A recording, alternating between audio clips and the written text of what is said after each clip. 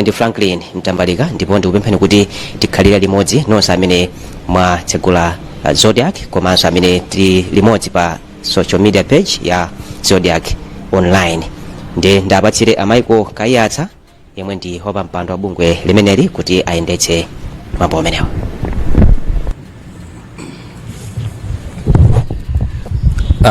Zikomo kwambiri Franklin. Moni nonse. Zikomo ndi mwina tisanambe zonse tiyambe ndi pemphero, tipemphe a volunteer modzi kuti atisogolere ndi pemphero. Akamaliza a moderator a sonkhano uno omwe ndi a coordinator Human Rights Defenders Coalition a Kevin Chilwa ndi amene atisogolere zonse. So tipemphe a volunteer. Okay.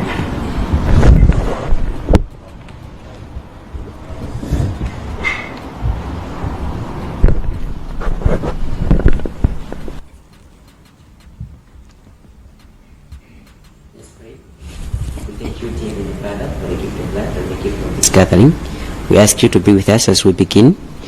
Guide us and protect us from every evil that can befall us. Through Christ we pray. Amen.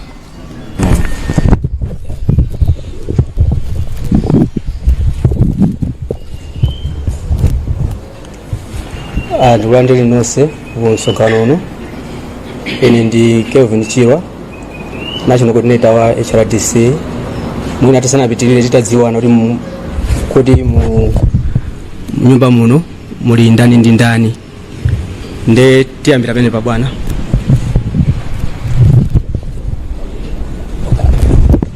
Ndi Franklin Mtambalika kuchokera ku Zodiac.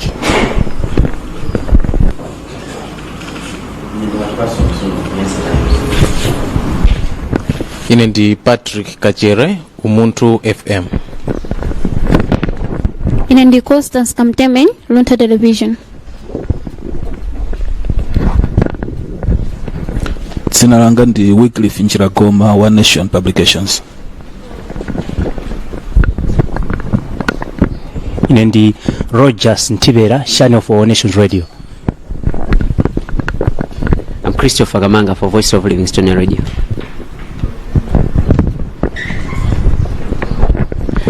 Ine ndi Smart Charika kuchokera ku MBC. Ine ndi Doric Nteje kuchokera ku Malawi Post Online Publication. Ine ndi Emily Juma kuchokera ku Mibawa TV. Ine ndi Peter Dumayo kuchokera ku Radio Alinafe. Ine ndi Cindy Kalimbuga kuchokera ku The Truth Online Publication.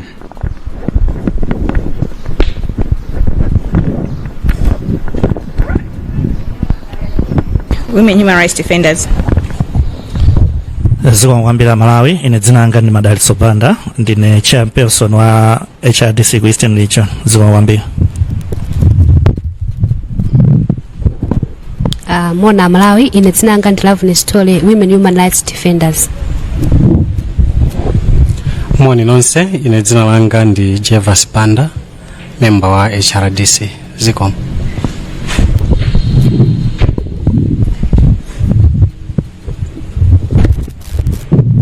Tatokoza kuti taziwana. Mwambo wathu ukhala maziyankhulo zonse ziwiri, Chizungu ndi Chichewa. Nde tikhale free tuizi whichever language imene tikate kupanga as we are discussing. Tikulanda nsoka chiwiri ku mwambo wathu. Mwambo wa lero tufuna tikambirane ndi Amalawi nkhani zitatu. Nkhani kuzana ndi rule of law, nkhani kuzana ndi misonkho kapena tax, komanso nkhani kuzana ndi kukwera kwa zinthu za ngati magesi ndi magesi ndi mafuta energy. So we are basically looking at issues of rule of law, taxation, as well as the hiking tariffs for energy, fuel, as well as electricity. So we basically will be looking at those three issues. We'll read a statement by the chair in English, and then the same statement will be read in Chichewa. And my fellow colleagues here at the front will also chip in with their remarks on the same. Thank you. Now I hand over to the chair for the English statement. Thank you very much, Kevin, our national coordinator. Once again, good morning, distinguished members of the press that are here. I would like to begin by welcoming you to this press briefing.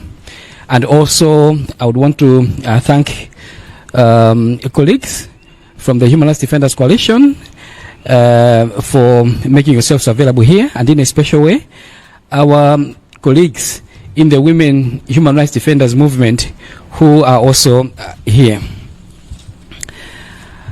Fellow Malawians, members of the press, distinguished guests, the Human Rights Defenders Coalition is deeply concerned about developments in our country that point to a troubling erosion of respect for the rule of law, due process, and democratic governance. Over the past few months, Malawi has witnessed an increasing wave of arrests that appear to target opposition political figures. Since November 2025, at least 8 prominent opposition politicians, including former ministers, senior party officials, and political aides, have been arrested. Some have reportedly been held for extended periods without formal charges, and in certain instances, despite court orders granting their release. We are reliably informed that more arrests of senior opposition figures will follow. These developments, ladies and gentlemen, raise serious constitutional and human rights concerns. The Constitution of the Republic of Malawi is clear. Section 42 and 44 of our Constitution guarantee the right of everyone to personal liberty, protection from arbitrary detention, and limitations on state power. In early January this year, the High Court of Malawi reaffirmed that prolonged detentions without proper legal basis are unconstitutional. We are therefore alarmed by practices that appear inconsistent with these principles. We are also troubled by the lack of transparency surrounding many of these arrests. The public is frequently told that police has credible evidence, yet little information is provided, and due process safeguards seem to be overlooked. Justice must not only be done, it must be seen to be done. Malawi has a difficult political history marked by winner-takes-all politics, where state institutions are sometimes used to weaken political opponents. We are concerned that current trends risk reinforcing that pattern. These arrests, viewed collectively, do not appear isolated. They suggest a broader trajectory that undermines political pluralism and democratic accountability. Let us be clear. HRDC does not oppose lawful arrests. We are not against arrests.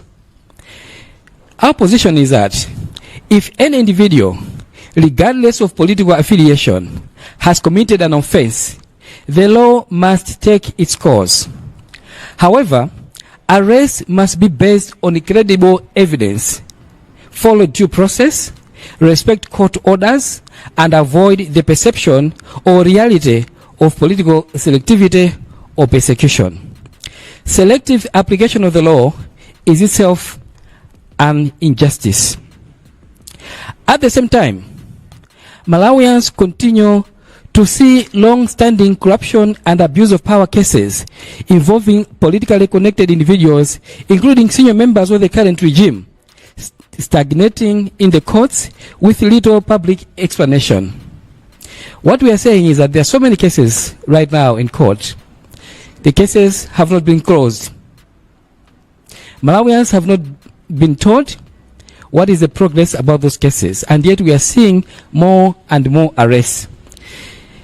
This, unfortunately, is fueling a dangerous perception that the law is being applied unfairly, harsh on some, while lenient on others. To restore public confidence in state institutions, Government must respect and enforce court orders without delay. Government must ensure that all arrests strictly comply with constitutional safeguards. In addition, government must provide greater transparency on the status of major corruption and abuse of office cases. We also want the government to guarantee that law enforcement agencies shall operate independently and not as instruments of partisan interests. When citizens begin to doubt the independence of the justice system, democracy itself is weakened. These trends also carry broader consequences. Malawi, as you know, depends heavily on international partnerships and investor confidence. Democratic backsliding, perceived political persecution, and disregard for court rulings risks undermining our country's reputation globally and economic stability and long-term development prospects, especially at a time when citizens are already under severe economic strain. What we are saying is that the international community is watching us. The international community is looking at us. It is seeing what is happening in Malawi. And there's a risk that if these arrests are not handled within the law and without following the proper procedures, there's a risk that our international reputation could be undermined. And with that, donor confidence could also be undermined. And with that, even business confidence or investor confidence could also be undermined. This is bad news in a country where people are already struggling under tough or severe economic strain. These governance concerns, ladies and gentlemen, are unfolding against the background of deepening economic hardship for ordinary Malawians. Households are already struggling with rising fuel costs, soaring electricity prices, and the high cost of basic goods. You agree with me that following the fuel price hike, we are seeing skyrocketing prices of basic goods and services. In addition to that, Malawians are also struggling with punitive tax measures. Recent tax measures have added further pressure, disproportionately affecting low and middle income earners, as well as the small scale traders who form the backbone of our informal economy. HRDC has consistently raised concerns that certain tax policies, including the rollout of the electronic invoicing system, EIS, risk placing an excessive burden on small businesses that lack the resources, as well as technical capacity and financial resilience to comply easily. While we recognize government's legitimate interest in improving tax collection and formalizing the economy, reforms must be fair, reforms must be proportionate, reforms must be sensitive to the lived realities of ordinary Malawians. Policies that require intrusive disclosure of detailed business information without strong safeguards for data protection and privacy raise legitimate human rights concerns. Economic reform must not come at the cost of dignity, privacy, and survival. We urge government to halt implementation of the electronic invoicing system to pave way for dialogue and consultation with all concerned stakeholders on the matter. As Human Rights Defenders Coalition, we also caution against an environment where shrinking civic space, rising arrests, and growing economic frustration occur at the same time. That is dangerous. Such a combination can heighten social tension and weaken national cohesion. Malawi needs dialogue, inclusion, and trust building, not fear, not division. Our call to action. HRDC therefore calls on the government to uphold the Constitution and fully respect court rulings. We further urge the government to ensure that law enforcement operates professionally, impartially, and transparently. We further urge the government to provide updates on all stored high-profile corruption cases in order to restore public confidence. Lastly, we urge the government to review tax and economic measures in consultation with affected groups, especially small-scale traders. We also have a recommendation to the judiciary. We urge the judiciary to continue acting independently and decisively in safeguarding constitutional rights. The judiciary should not be swayed by partisan political interests. We also have a message to political actors. We urge all political actors on both sides of the political divide to reject violence, intimidation, and inflammatory rhetoric in order to foster national building and peaceful coexistence. We also have a message to our fellow citizens. We urge the citizens to remain peaceful, at the same time to remain vigilant and engaged in defending democratic values. Malawi's democracy was hard won. Our democracy did not come on a silver platter. People had to fight for it. Some people died fighting for this democracy that we are enjoying today. Therefore, it must not be weakened by fear. It must not be weakened by selective justice or disregard for constitutional principles. HRDC, as a human rights organization, stands firmly for rule of law, equal justice, economic fairness, and human dignity for all. Thank you very much, distinguished members of the press, fellow citizens, for your attention. I will now hand over to Comrade Loveness Tole to give us the same in Chichewa. Over to you, Loveness.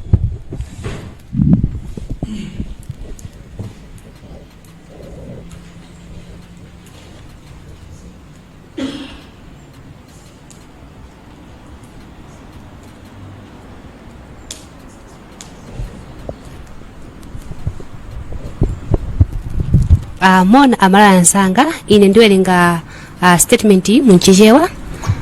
Amala ansanga atula nkhani ndi alendo olemekezeka. Bungwe la Malawi Human Rights Defenders Coalition lili ndi nkhawa yayikulu pa zomwe zikuchitika mu dziko muno zomwe zikuonetsa kusalemekeza ulamuliro wa malamulo, kutsatira ndondomeko zovomerezeka malamulo komanso kasamalidwe ka democracy. Miyezi yapitayi taona kumangidwa kwa anthu komwe kukuoneka ngati kukuyang'ana andale azipani zotsutsa kuyambira mu November 2025. Akuluakulu andale osachepera asanu ndi atatu odziwika bwino azipani zotsutsa kuphatikizira omwe anali nduna amangidwa. Ena akhala ndende kwa nthawi yayitali osauzidwa mlandu omwe akwazenga, ena osawapatsa pelo kumene. Zimenezi zikubweretsa nkhawa yayikulu pa nkhani yolemekeza malamulo a dziko ndi ufulu wa anthu. Malamulo a dziko la Malawi ndi omveka bwino, ndipo ndime 42 ndi 44 ya constitution yathu zimatsimikizira ufulu wa munthu kukhala omasuka, chitetezo, kumangidwa mopanda chilungamo komanso malire amphamvu za boma. Kumayambiliro kwa mwezi wa Januwale nchaka chino, khoti lalikulu linatsimikiziranso kuti kusunga anthu mndende kwa nthawi yayitali popanda maziko ovomerezeka ndi kosagwirizana ndi malamulo a dziko lino la Malawi. Choncho tikuda nkhawa ndi machitidwe omwe akuoneka kuti akuphwanya mfundo zimenezi. Tikudanso nkhawa ndi kusowa kochita zinthu poyera kumbali ya anzathu a polisi. Nthawi zambiri anthu amuzinda kuti nthawi zambiri anthu auzidwa kuti apolisi ali ndi umboni okwanira, koma zambiri sizimafotokozedwa, ndipo zotsatira malamulo zikuoneka kutsatidwa. Chilungamo sichiyenera kungochitika, chiyeneranso kuoneka kuti chikuchitika. Mbiri ya ndale kuno ku Malawi yakhala ndi mavuto akagwiritsidwe ntchito kanthawi ngati apolisi komanso makhoti ngati njira zouzira otsutsa boma. Tikuda nkhawa kuti zomwe zikuchitika pano pa kulimbikitsa chikhalidwe chimenechi, kumangidwa kwa anthu kumeneku tikaona pamodzi kukuoneka ngati njira yothanirana ndi otsutsa boma. HRDC sitikutsutsa kumangidwa kovomereza. Ngati munthu aliyense ayang'ana chipani chake wachita mlandu, malamulo ayenera kutsatidwa, koma kumangidwa kuyenera kutenga umboni odalirika, kutsatira ndondomeko za malamulo, kulemekeza malamulo amakhoti komanso kupewa kusankhana kapena kuzuza anthu chifukwa cha ndale. Amalawi akudabwa kuti pali milandu yambiri ku khoti yokhudza ena mwa akuluakulu a boma lapitali ikungokhala m'makhoti kwa nthawi yayitali popanda kufotokozedwa momveka. Izi zikupangitsa anthu kuganiza kuti malamulo akugwiritsidwa ntchito mosalingana, okhwima kwa ena komanso ena akuoneka kuti akukhala ofewa. Kuonetsetsa kuti kumangidwa kulikonse kukutsatira mosamalitsa malamulo a dziko kukufotokozereka Amalawi pomwe milandu kuphatikizirapo ya mbuyomu ikuyendera makamaka yokhudza ziphuphu ndi kugwiritsa ntchito molakwika maudindo. Kuonetsetsa kuti mabungwe achitetezo ndi malamulo akugwira ntchito mwaufulu asagwiritsidwe ntchito pa zolingana za ndale. Zimenezi zili ndi zotsatira zazikulu. Malawi imadalira kwambiri ubale wa pa dziko lonse ndi chidaliro cha oyika ndalama, kubwerera mbuyo pa demokrasi, kuzuza otsutsa andale komanso kunyalanyaza zigamulo za makhoti kungaononge mbiri ya dziko, mchuma chake komanso mwayi wa chitukuko cha mtsogolo, makamaka pa nthawi yomwe dziko zikukumana kale ndi mavuto akulu azachuma. Kumangidwa ka akuluakulu otsutsa zikuchitika pamene mavuto azachuma akukulira mu dziko muno. Amalawi akuvutika kale ndi kukwera kwa mitengo ya mafuta, magetsi komanso katundu ofunika. Ndondomeko zatsopano za misonkho zabweretsa nkhawa kwa amalonda ang'onoang'ono omwe ndi nsana wa chuma chosakhazikika cha dziko lathu. HRDC yakhala ikupereka nkhawa kuti ndondomeko zina za misonkho kuphatikizira kukhazikitsidwa kwa electronic invoicing system zitha kuyika mabizinesi ang'onoang'ono pa chiopsezo. Ngakhale tikuvomereza kuti boma lili ndi ufulu olimbikitsa kusonkhanitsa misonkho ndi kukonza kayendetsedwe kachuma, kusintha kuyenera kukhala kolungama, koyenera komanso kogwirizana ndi moyo weniweni wa Amalawi wamba. Ife tikuganiza kuti pamafunika boma likanamva madandaulo a bizinesi asanayambe kugwiritsa ntchito ndondomekozi. Kusintha zachuma sikuyenera kuchitika pophwanya ufulu wa munthu wina aliyense mdziko muno. Nkhawa yathu ndiyoti mavuto azachuma akubweretsanso mu nthawi yomwe tikuona kumangidwa ka anthu otsutsa mwachisawawa. Izi zili ndi kuthekera kosokoneza bata ndi mtendere mu dziko mwathu. tikupempha boma kuti ayike patsogolo kukambirana ngati njira yothetsera mavuto osati kudzala mantha ndi kugawanikana. Choncho ngati fe HRDC tikupempha boma kulemekeza malamulo a dziko ndi kutsatira zigamulo za makhoti. Komanso tikupempha boma kuonetsetsa kuti apolisi komanso makhoti akugwira ntchito mwa ukadaulo mopanda mtsankho komanso moonekera poyera. Tikupemphanso boma kuti kufotokozera amalawi za milandu ikuluikulu ya ziphuphu yomwe yayima kuti chikhulupiriro cha anthu chibwerere. Komanso tikupempha boma kuti kuunikanso ndondomeko za misonkho ndi zachuma pokambirana ndi magulu okhudzidwa makamaka amalonda ang'onoang'ono amene ali mu dziko mwathu muno. Kupitiliza komanso tikupempha makhoti kupitiliza kugwira ntchito mwa ufulu poteteza ufulu wa nzika monga mwa malamulo a dziko lino. Tikupemphanso atsogoleri a ndale kupewa chiwawa kuopsezana ndi mawu oyambitsa mikangano. Kupitiliza kukhala mwamtendere tcheru komanso kutenga nawo mbali poteteza mfundo za demokrasi. Demokrasi ya Malawi inapezeka movutikira siyenera kufotokozeredwa ndi mantha kusatha anthu pogwira ntchito malamulo kapena kunyanyalaza malamulo a dziko. HRDC ikuyima molimba poteteza ulamuliro wa malamulo, chilungamo chofanana, chilungamo pa zachuma ndi ulemu wa mundale aliyense. Zikomo kwambiri. Zikomo kwambiri Loveness. Nimpatsa mzanga madalitso chairperson wa Kusini region kuti ayikepo mwa. Zikomo kwambiri amalawi anzanga. Ofunika tisindike apa. Tipamvese bwinobwino chifukwa anthu azakhala ndi maganizo olakwika. HRDC si kudana ndi kumangidwa kwa anthu amene anasokoneza pena pake. Umboni ngati ulipo okwanira, kaya munthu ndi wandale kaya siwandale, malamulo akuyeneka agwire ntchito. Tikuziwa zimene zakhala zikuchitika kumalawi kunoko vuto lake kuli ndale zobwezerana.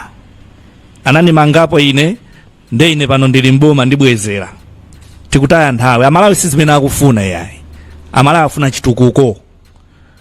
Tikamadzuka azidziwa kuti misewu ili bwino, maskulu mu madeski maskulu ali bwinobwino. Tisataye nthawi ndi ndale zobwezerana. Ngati alipo anasokoneza, malamulo agwire ntchito. Sikuti tione ena akaona ati mwaona HRDC ja ikubhakira ena ake. Ichi tubhakira munthu. Tibwerezepo mepo. Lawful arrest akuyeneka kuchitika. Pazikhala umboni okwanira. Akamanga muja kupita ku court nthawi yabwino.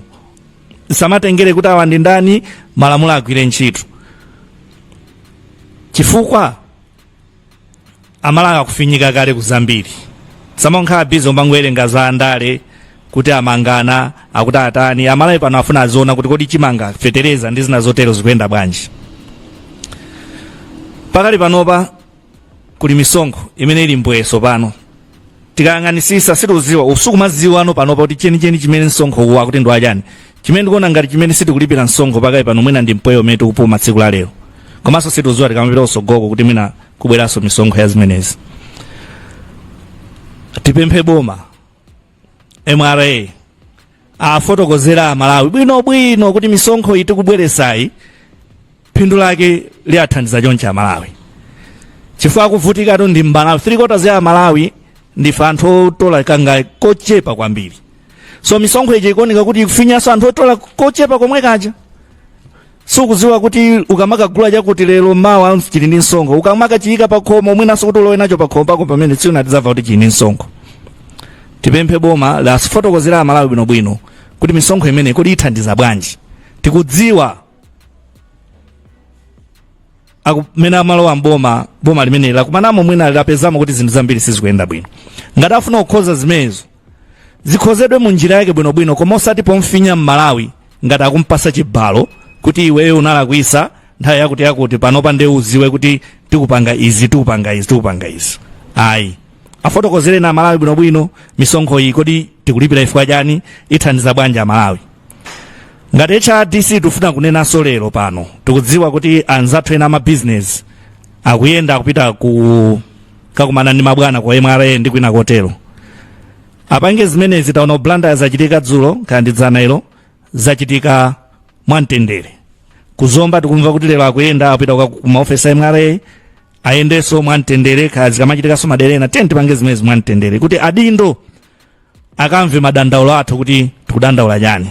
Ife ngati HRDC tili nawo limodzi anthu amenewa kwina kulikonse kumene akuyenda kuwakumana ndi adindowa. Ifenso mbali yathu a HRDC tikhala tikugogoda ku MRA ndi ku Boma kuti amvere madandaulo a Malawi ku nkhani ngati ya misonkho. Zo kwambiri ndapase kwa anzanga somwena andi zinazoyankhula.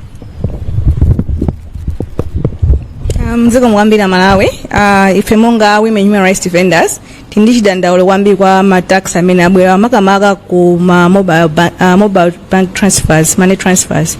Imene ndi chinthu chomwe chingatibwereke kwambiri azimayi ife makamaka chifukwa chokuti ma business athu ambiri komanso wina aliyese ku Malawi kuno tumapanga ma money transfer nthawi zonse.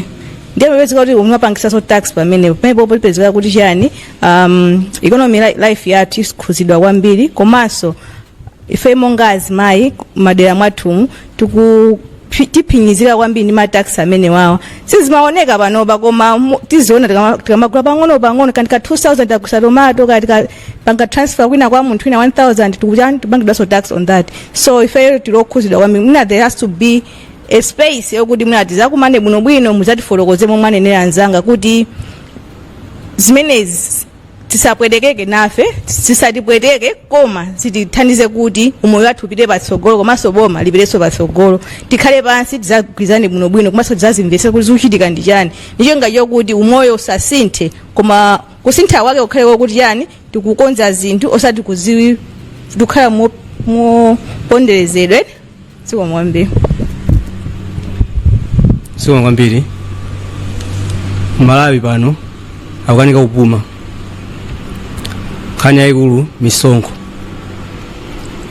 mukupita kuti makonzervation Boma nini yakapanga mbuyomu anthu inkana kuti mwina atiwonjezere tax base koma siti nkana izizi yayi. Malawi akunyemedwa ku peyi imene yasintha masiku ano ndipo munthu alesa 500,000 kuonera akuluzapo VAT amene waonjezeredwa pabana msongo siyana inde zabwino kuti revenue yabo ikuchuluka komano bwanji zipanga staga pang'ono singapanga izo sintha imodzi. Malawi pano kuvutika ndi kale tisamuzire mavuto ena ngati amene wawo pang'ono misonkho tamayikidwa koma osati yonse pakamodzi then magesi akwere mazinso akwereso mafuta Malawi apumira pati. Ndimafuna kuzani ndi mada zimene afuna zona kuti ngati HRDC sitikudana ndi kumangidwa kwa anthu amene analakwa koma kwamangidwamo amangidwe mosatira malamulo komanso ko imene iyi sikupita kuboma kukhala pano pali chifukwa chakhala chizolowezi Boma lake chani paka chimozimozi awaso panga chimozimozi tatiyeni tikhale ndi mwina osinthinga kada Malawi tikatenga maudindo zoma langana kapena kuzunzana fatili pa maudindo zibanyiza zisiya kaye tiyangane chisogolo tiyangane kuti Malawi nthandiza bwanji. Siko kwambiri